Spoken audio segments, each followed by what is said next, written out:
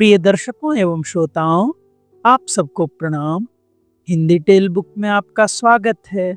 मैं हूं मोहित और आज आप सुनेंगे मुंशी प्रेमचंद जी की लिखी एक कहानी बूढ़ी काकी। तो आइए हंसते मुस्कुराते शुरू करते हैं आज की कहानी।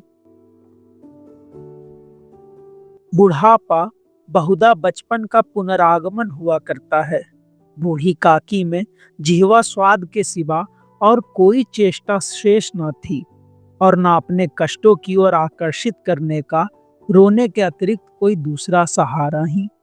समस्त इंद्रियां, नेत्र, हाथ और पैर जवाब दे चुके थे। पृथ्वी पर पड़ी रहती और घर वाले कोई बात उनकी इच्छा के प्रतिकूल करते, भोजन का समय टल जाता या उसका परिमाण पूर्ण ना होता अथवा बाजार से कोई वस्तु आती और उन्हें ना मिलती तो वे रोने लगती थी। उनका रोना, सिसकना साधारण रोना ना था, वे गला फाड़ फाड़ कर रोती थी। उनके पतिदेव को स्वर्ग सिधारे कालांतर हो चुका था। बेटे तरुण होकर चल बसे थे। अब एक भतीजे के सिवा कोई और ना था। उसी भतीजे के नाम उन्होंने अपनी सारी संपत्ति लिख दी थी। भतीजे ने संपत्ति लिखाते समय तो खूब लंबे चौड़े वादे किए, परंतु वे सब वादे केवल कुली डिपो के दलालों के दिखाए हुए सब्ज बाग थे। यद्यपि उस संपत्ति की वार्षिक आय 150-200 रुपए से कम ना थी, तथापि बूढ़ी काकी को पेट भर भोजन भी कठिनाई से मिलता था। इसमें उनके भतीजे पंडित बुद्धिराम का अपराध था अथवा उनकी अर्धांगिनी श्रीमती रूपा का, इसका वर्णन करना सहज नहीं। बुद्धिराम स्वभाव के सज्जन थे, किंतु उसी समय तक जब तक कि उनके कोष पर कोई आँच न आए। रूपा स्वभाव से तीव्र थी सही, पर ईश्वर से डरती थी। अतएव बूढ़ी काकी को उसकी तीव्रता उतनी ना खलती थी जितनी बुद्धिराम की भलमनसाहत। बुद्धिराम को कभी कभी अपने अत्याचार का खेद होता था। विचारते कि इसी संपत्ति के कारण मैं इस समय भला मानुष बना बैठा हूँ। यदि मौखिक आश्वासन और सूखी सहानुभूति से स्थिति में सुधार हो सकता तो उन्हें कदाचित कोई आपत्ति ना होती, परंतु विशेष व्यय का भय उनकी सचेष्टा को दबाए रखता था। यहाँ तक कि यदि द्वार पर कोई भला आदमी बैठा होता और बूढ़ी काकी उस समय अपना राग अलापने लगती तो वह आग हो जाते और घर में आकर उन्हें जोर से डांटते। लड़कों को बुढ़ों से स्वाभाविक विद्वेष होता ही है, और फिर जब माता पिता का यह रंग देखते तो बूढ़ी काकी को और सताया करते। कोई चुटकी काट कर भगाता, कोई उन पर पानी की कुल्ली कर देता। काकी चीख मार कर रोती, परंतु यह बात प्रसिद्ध थी कि वह केवल खाने के लिए रोती है। अतएव उनके संताप और आर्तनाद पर कोई ध्यान नहीं देता था। हाँ, काकी क्रोधातुर होकर बच्चों को गालियां देने लगती तो रूपा घटनास्थल पर आ पहुंचती। इस भय से काकी अपनी जिह्वा कृपाण का कदाचित ही प्रयोग करती थी। यद्यपि उपद्रव शांति का यह उपाय रोने से कहीं अधिक उपयुक्त था। संपूर्ण परिवार में यदि काकी से किसी को अनुराग था तो वह बुद्धिराम की छोटी लड़की लाडली थी। लाडली अपने दोनों भाइयों के भय से अपने हिस्से की मिठाई चबेना बूढ़ी काकी के पास बैठकर खाया करती थी। यही उसका रक्षागार था, और यद्यपि काकी की शरण उनकी लोलुपता के कारण बहुत महंगी पड़ती थी, तथापि भाइयों के अन्याय से कहीं सुलभ थी। इसी स्वार्थानुकूलता ने उन दोनों में सहानुभूति का आरोपण कर दिया था। रात का समय था। बुद्धिराम के द्वार पर शहनाई बज रही थी और गांव के बच्चों का झुंड विस्मयपूर्ण नेत्रों से गाने का रसास्वादन कर रहा था। चारपाइयों पर मेहमान विश्राम करते हुए नाइयों से मुक्कियां लगवा रहे थे। समीप ही खड़ा हुआ भाट विरदावली सुना रहा था और कुछ भावज्ञ मेहमानों की वाह वाह पर ऐसा खुश हो रहा था मानो इस वाह वाह का यथार्थ में वही अधिकारी है। दो एक अंग्रेजी पढ़े हुए नवयुवक इन व्यवहारों से उदासीन थे। वे इस गवार मंडली में बोलना अथवा सम्मिलित होना अपनी प्रतिष्ठा के प्रतिकूल समझते थे। आज बुद्धिराम के बड़े लड़के सुखराम का तिलक आया है। यह उसी का उत्सव है। घर के भीतर स्त्रियां गा रही थी और रूपा मेहमानों के लिए भोजन के प्रबंध में व्यस्त थी। भट्ठियों पर कड़ाह चढ़ रहे थे। एक में पूड़ियां कचौड़ियां निकल रही थी, दूसरे में अन्य पकवान बनते थे। एक बड़े हंडे में मसालेदार तरकारी पक रही थी। घी और मसाले की क्षुधावर्धक सुगंधी चारों ओर फैली हुई थी। बूढ़ी काकी अपनी कोठरी में शोकमय विचार की भांति बैठी हुई थी। यह स्वाद मिश्रित सुगंधी उन्हें बेचैन कर रही थी। वे मन ही मन विचार कर रही थी कि संभवतः मुझे पूड़ियां ना मिलेगी। इतनी देर हो गई, कोई भोजन लेकर नहीं आया। मालूम होता है सब लोग भोजन कर चुके हैं, मेरे लिए कुछ ना बचा। यह सोचकर उन्हें रोना आया, परंतु आशकुन के भय से वह रो ना सकी। आहा, कैसी सुगंधी है! अब मुझे कौन पूछता है? जब रोटियों के ही लाले पड़े तब ऐसे भाग्य कहाँ की भरपेट पूड़ियां मिले। यह विचार कर उन्हें रोना आया। कलेजे में हुक्सी उठने लगी, परंतु रूपा के भय से उन्होंने फिर मौन धारण कर लिया। बूढ़ी काकी देर तक इन्हीं दुखदायक विचारों में डूबी रही। घी और मसालों की सुगंधी रह रह कर मन को आपे से बाहर किए देती थी। मुंह में पानी भर भर आता था। पूड़ियों का स्वाद स्मरण करके हृदय में गुदगुदी होने लगती थी। किसे पुकारूं? आज लाडली बेटी भी नहीं आई। दोनों छोकरे सदा ही दिक किया करते हैं, आज उनका भी कहीं पता नहीं। कुछ मालूम तो होता कि क्या बन रहा है। बूढ़ी काकी की कल्पना में पूड़ियों की तस्वीर नाचने लगी। खूब लाल लाल फूली फूली नरम नरम होंगी। रूपा ने भली भांति मोयन दिया होगा। कचौड़ियों में अजवाइन और इलायची की महक आ रही होगी। एक पूड़ी मिलती तो जरा हाथ में लेकर देखती। क्यों न चलकर कड़ाह के सामने ही बैठूं? पूड़ियां छन छन कर तैरती होंगी, कड़ाह से गरम गरम निकलकर थाल में रखी जाती होंगी। फूल हम घर में भी सूंघ सकते हैं, परंतु बाटिका में कुछ और बात होती है। इस प्रकार निर्णय करके बूढ़ी काकी उकड़ू बैठकर हाथों के बल सरकती हुई बड़ी कठिनाई से चौखट से उतरी और धीरे धीरे रेंगती हुई कड़ाह के पास आ बैठी। यहाँ आने पर उन्हें उतना ही धैर्य हुआ जितना भूखे कुत्ते को खाने वाले के सम्मुख बैठने में होता है। रूपा उस समय कार्यभार से उद्विग्न हो रही थी। कभी इस कोठे में जाती, कभी उस कोठे में, कभी कड़ाह के पास आती, कभी भंडार में जाती। किसी ने 12 से आकर कहा, महाराज ठंडई मांग रहे हैं। ठंडई देने लगी। इतने में फिर किसी ने कहा, भाट आया है, उसे कुछ दे दो। भाट के लिए सीधा निकाल रही थी कि एक तीसरे आदमी ने आकर पूछा, अभी भोजन तैयार होने में कितना विलंब है? जरा ढोल मजीरा उतार दो।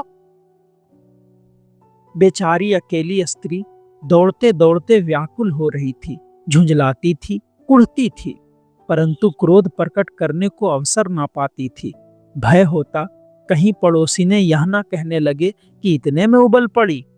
प्यास से स्वयं उसका कंठ सूख रहा था। गर्मी के मारे फूकी जाती थी, परंतु इतना अवकाश भी नहीं था कि जरा पानी पी ले अथवा पंखा लेकर झले। यह भी खटका था कि जरा आंख हटी और चीजों की लूट मची। इस अवस्था में उसने बूढ़ी काकी को कड़ाह के पास बैठी देखा तो जल गई। क्रोध ना रुक सका। इसका भी ध्यान ना रहा कि पड़ोसी ने बैठी हुई है, मन में क्या कहेंगी। पुरुषों में लोग सुनेंगे तो क्या कहेंगे। जिस प्रकार मेंढक केचुए पर झपटता है, उसी प्रकार वह बूढ़ी काकी पर झपटी और उन्हें दोनों हाथों से झटक कर बोली, ऐसे पेट में आग लगे? पेट है कि भाड़? कोठरी में बैठते हुए क्या दम घुटता था? अभी मेहमानों ने नहीं खाया, भगवान को भोग नहीं लगा, तब तक धैर्य ना हो सका। आकर छाती पर सवार हो गई, जल जाए ऐसी जीव। दिन भर खाती ना होती तो ना जाने किसकी हाड़ी में मुंह डालती। गांव देखेगा तो क्या कहेगा कि बुढ़िया भरपेट खाने को नहीं पाती, तभी तो इस तरह मुंह बाएं फिरती है। डायन न मरे न माचा छोड़े, नाम बेचने पर लगी है, नाक कटवा कर दम लेगी। इतना ठूसती है ना जाने कहाँ भस्म हो जाता है। लो, भला चाहती हो तो जाकर कोठरी में बैठो, जब घर के लोग खाने लगेंगे तब तुम्हें भी मिलेगा। तुम कोई देवी नहीं हो कि चाहे किसी के मुंह में पानी ना जाए, परंतु तुम्हारी पूजा पहले ही हो जाए। बूढ़ी काकी ने ना सिर उठाया, न रोई, न बोली। चुपचाप रेंगती हुई अपनी कोठरी में चली गई। आघात ऐसा कठोर था कि हृदय और मस्तिष्क की संपूर्ण शक्तियां, संपूर्ण विचार और संपूर्ण भार उसी ओर आकर्षित हो गए थे। नदी में जब कागार का कोई बृहद खंड कटकर गिरता है तो आसपास का जन समूह चारों ओर से उसी स्थान को पूरा करने के लिए दौड़ता है। भोजन तैयार हो गया, आंगन में पत्तलें पड़ गई, मेहमान खाने लगे। स्त्रियों ने जेवनार गीत गाना आरंभ कर दिया। मेहमानों के नाई और सेवक गण भी उसी मंडली के साथ, किंतु कुछ हटकर भोजन करने बैठे थे। परंतु सभ्यता अनुसार जब तक सब के सब खा ना चुके कोई उठ नहीं सकता था। दो एक मेहमान जो कुछ पढ़े लिखे थे, सेवकों के दीर्घाहार पर झुंझला रहे थे। वे इस बंधन को व्यर्थ और बेसिर पैर की बात समझते थे। बूढ़ी काकी अपनी कोठरी में जाकर पश्चाताप कर रही थी कि मैं कहां से वहां गई। उन्हें रूपा पर क्रोध नहीं था, अपनी जल्दबाजी पर दुख था। सच ही तो है, जब तक मेहमान लोग भोजन ना कर चुकेंगे घर वाले कैसे खाएंगे। मुझसे इतनी देर भी नहीं रहा गया, सबके सामने पानी गया। अब जब तक कोई बुलाने ना आएगा ना जाऊंगी। मन ही मन इसी प्रकार का विचार कर वह बुलाने की प्रतीक्षा करने लगी, परंतु घी की रुचिकर सुबास बड़ी धैर्य परीक्षक प्रतीत हो रही थी। उन्हें एक एक पल एक एक युग के समान मालूम होता था। अब पत्तल बिछ गई होगी, अब मेहमान आ गए होंगे, हाथ पैर धो रहे हैं, नाई पानी दे रहा है। मालूम होता है लोग खाने बैठ गए, जेवनार गाया जा रहा है। यह विचार कर वह मन को बहलाने के लिए लेट गई। धीरे धीरे एक गीत गुनगुनाने लगी। उन्हें मालूम हुआ कि मुझे गाते देर हो गई। क्या इतनी देर तक लोग भोजन ही कर रहे होंगे? किसी की आवाज नहीं सुनाई देती। अवश्य लोग खा पीकर चले गए, मुझे कोई बुलाने नहीं आया। रूपा चिढ़ गई है, क्या जाने ना बुलाए। सोचती हो कि आप ही आवेगी, वह कोई मेहमान तो है नहीं जो उन्हें बुलाऊं। बूढ़ी काकी चलने को तैयार हुई। यह विश्वास कि 1 मिनट में पूड़ियां और मसालेदार तरकारियां सामने आएंगी उनकी स्वादेंद्रियों को गुदगुदाने लगा। उन्होंने मन में तरह तरह के मंसूबे बांधे। तरकारी से पूड़ियां खाऊंगी, फिर दही और शक्कर की कचौरियां रायते के साथ मजेदार मालूम होंगी। चाहे कोई बुरा माने चाहे भला, मैं तो मांग मांग कर खाऊंगी। यही ना लोग कहेंगे कि इन्हें विचार नहीं। कहा करे इतने दिन के बाद पूड़ियां मिल रही है तो मुंह जुठा करके थोड़ी उठ जाऊंगी। वह उकड़ू बैठकर हाथों के बल सरकती हुई आंगन में आई, परंतु हाय दुर्भाग्य, अभिलाषा ने अपने पुराने स्वभाव के अनुसार समय की मिथ्या कल्पना की थी। मेहमान मंडली अभी बैठी हुई थी। कोई खाकर उंगलियां चाटता, कोई तिरछी नेत्रों से देखता था कि और लोग अभी खा रहे हैं या नहीं। कोई इस चिंता में था कि पत्तल पर पूड़ियां छूटी जाती है, किसी तरह इन्हें भीतर रख लेता। कोई दही खाकर जीभ चटकारता था, परंतु दूसरा दोना मांगते संकोच करता था कि इतने में बूढ़ी काकी रेंगती हुई उनके बीच में जा पहुंची। कई आदमी चौंक कर उठ खड़े हुए, पुकारने लगे, अरे यह बुढ़िया कौन है? यह कहां से आ गई? देखो किसी को ना छू ले। पंडित बुद्धिराम काकी को देखते ही क्रोध से तिलमिला गए। पूड़ियों का थाल लिए खड़े थे। थाल को जमीन पर पटक दिया और जिस प्रकार निर्दय महाजन अपने किसी बेईमान और भगोड़े कर्जदार को देखते ही झपटकर उसका टेटुआ पकड़ लेता है, उसी तरह लपक कर उन्होंने बूढ़ी काकी के दोनों हाथ पकड़े और घसीटते हुए लाकर उन्हें अंधेरी कोठरी में धम से पटक दिया। आशा रूपी वाटिका लू के एक ही झोंके से नष्ट विनष्ट हो गई। मेहमानों ने भोजन किया, घर वालों ने भोजन किया, बाजे वाले, धोबी, चमार भी भोजन कर चुके, परंतु बूढ़ी काकी को किसी ने ना पूछा।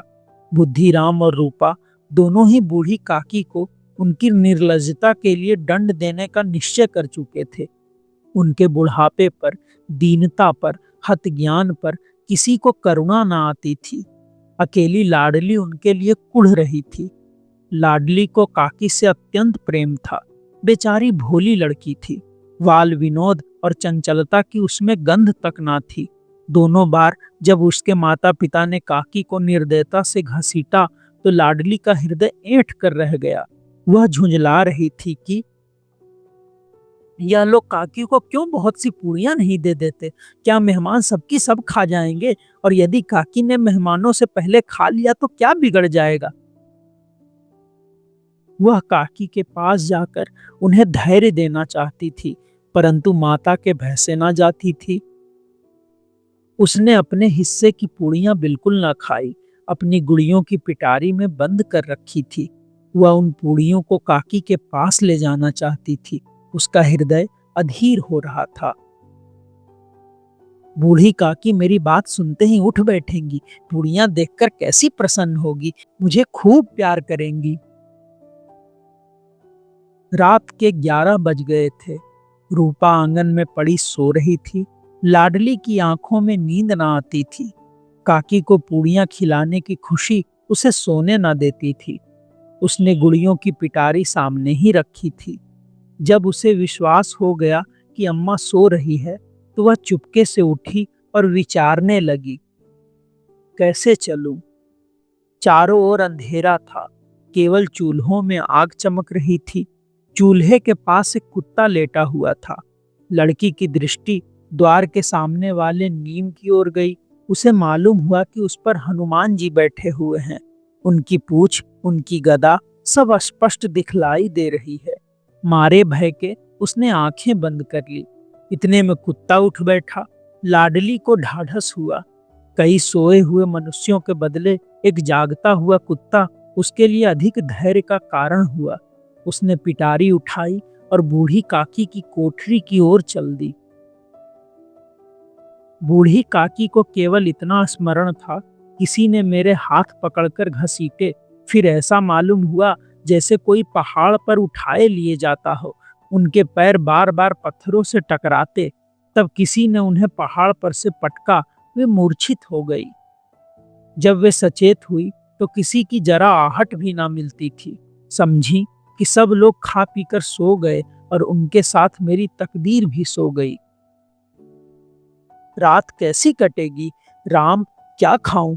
पेट की अग्नि धधक रही है। हाँ, किसी ने मेरी सुध ही ना ली। क्या मेरा ही पेट काटने से धन जुड़ जाएगा? इन लोगों को दया नहीं आती कि जाने बुढ़िया कब मर जाए। उसका जी क्यों दुखावे? मैं पेट की रोटियां ही खाती हूँ कि और कुछ? इस पर यह हाल। मैं अंधी अपाहिज ठहरी, ना कुछ सुनूं ना बूझूं। यदि आंगन में चली गई तो क्या बुद्धिराम से इतना कहते ना बनता था कि काकी अभी सभी लोग खा रहे हैं, फिर आना। मुझे घसीटा, पटका। उन्हीं पूड़ियों के लिए रूपा ने सबके सामने गालियां दी। उन्हीं पूड़ियों के लिए इतनी दुर्गति करने पर भी उनका पत्थर का कलेजा ना पसीजा। सबको खिलाया, मेरी बात तक ना पूछी। जब तभी ना दी तब अब क्या देंगे? यह विचार कर काकी निराशा में संतोष के साथ लेट गई। गलानी से गला भर भर आता था, परंतु मेहमानों के भय से रोती न थी। सहसा उनके कानों में आवाज आई, काकी उठो, मैं पूड़ियां लाई हूं। काकी ने लाडली की बोली पहचानी। चटपट उठ बैठी। दोनों हाथों से लाडली को टटोला और उसे गोद में बैठा लिया। लाडली ने पूड़ियां निकाल कर दी। काकी ने पूछा, क्या तुम्हारी अम्मा ने दी है? लाडली ने कहा, नहीं, यह मेरे हिस्से की है। काकी पूड़ियों पर टूट पड़ी। 5 मिनट में पिटारी खाली हो गई। लाडली ने पूछा, काकी पेट भर गया? जैसे थोड़ी सी वर्षा ठंडक के स्थान पर और भी गर्मी पैदा कर देती है, उसी भांति इन थोड़ी सी पूड़ियों ने काकी की क्षुधा को और इच्छा को उत्तेजित कर दिया था। बोली, नहीं बेटी, जाकर अम्मा से और मांग लाओ। लाडली ने कहा, अम्मा सोती है, जगाऊंगी तो मारेंगी। काकी ने पिटारी को फिर टटोला। उसमें कुछ खुरचन गिरे थे, उन्हें निकालकर वे खा गई। बार बार होंठ चाटती थी, चटकारे भरती थी। हृदय मसोस रहा था कि और पूड़ियां कैसे पाऊं। संतोष सेतु जब टूट जाता है तब इच्छा का बहाव अपरिमित हो जाता है। मतवालों को मद स्मरण करना उन्हें मतांध बनाता है। काकी का अधीर मन इच्छा के प्रबल प्रवाह में बह गया। उचित और अनुचित का विचार जाता रहा। वे कुछ देर तक उस इच्छा को रोकती रही। सहसा लाडली से बोली, मेरा हाथ पकड़कर वहां ले चलो जहां मेहमानों ने बैठकर भोजन किया है। लाडली उनका अभिप्राय समझ ना सकी। उसने काकी का हाथ पकड़ा और ले जाकर जूठे पत्तलों के पास बैठा दिया। दीन क्षुधातुर हतज्ञान बुढ़िया पत्तलों से पूड़ियों के टुकड़े चुन चुनकर भक्षण करने लगी। ओह, दही कितना स्वादिष्ट था, कचौरियां कितनी सलोनी, खास्ता कितना सुकोमल। काकी बुद्धिहीन होते हुए भी इतना जानती थी कि मैं वह काम कर रही हूं जो मुझे कदापि ना करना चाहिए। मैं दूसरों की जूठी पत्तल चाट रही हूं। परंतु बुढ़ापा तृष्णा रोग का अंतिम समय है, जब संपूर्ण इच्छाएं एक ही केंद्र पर आ लगती है। बूढ़ी काकी में यह केंद्र उनकी स्वादेंद्रियां थी। ठीक उसी समय रूपा की आंखें खुली। उसे मालूम हुआ कि लाडली मेरे पास नहीं है। वह चौंकी, चारपाई के इधर उधर ताकने लगी कि कहीं नीचे तो नहीं गिर पड़ी। उसे वहां ना पाकर वह उठ बैठी तो क्या देखती है कि लाडली जूठे पत्तलों के पास चुपचाप खड़ी है और बूढ़ी काकी पत्तलों पर से पूड़ियों के टुकड़े उठा उठा कर खा रही है। रूपा का हृदय सन्न हो गया। किसी गाय की गर्दन पर छुरी चलते देखकर जो अवस्था उसकी होती, वही उस समय हुई। एक ब्राह्मणी दूसरों की जूठी पत्तल टटोले, इससे अधिक शोकमय दृश्य असंभव था। पूड़ियों के कुछ ग्रासों के लिए उसकी चचेरी सास ऐसा पतित और निकृष्ट कर्म कर रही है, यह वह दृश्य था जिसे देखकर देखने वालों के हृदय कांप उठते हैं। ऐसा प्रतीत होता मानो जमीन रुक गई, आसमान चक्कर खा रहा है, संसार पर कोई नई विपत्ति आने वाली है। रूपा को क्रोध न आया। शोक के सम्मुख क्रोध कहाँ। करुणा और भय से उसकी आंखें भर आई। इस अधर्म के पाप का भागी कौन है? उसने सच्चे हृदय से गगन मंडल की ओर हाथ उठाकर कहा, परमात्मा, मेरे बच्चों पर दया करो, इस अधर्म का दंड मुझे दो, नहीं तो मेरा सत्यानाश हो जाएगा। रूपा को अपनी स्वार्थपरता और अन्याय इस प्रकार प्रत्यक्ष रूप में कभी न दिख पड़े थे। वह सोचने लगी, हाय कितनी निर्दय हूं, जिसकी संपत्ति से मुझे 200 रुपया वार्षिक आय हो रही है, उसकी यह दुर्गति और मेरे कारण। हे दयामय भगवान, मुझसे भारी चूक हुई है, मुझे क्षमा करो। आज मेरे बेटे का तिलक था, सैकड़ों मनुष्यों ने भोजन पाया, मैं उनके इशारों की दासी बनी रही, अपने नाम के लिए सैकड़ों रुपये व्यय कर दिए, परंतु जिसकी बदौलत के हजारों रुपये खाए, उसे इस उत्सव में भी भरपेट भोजन न दे सकी।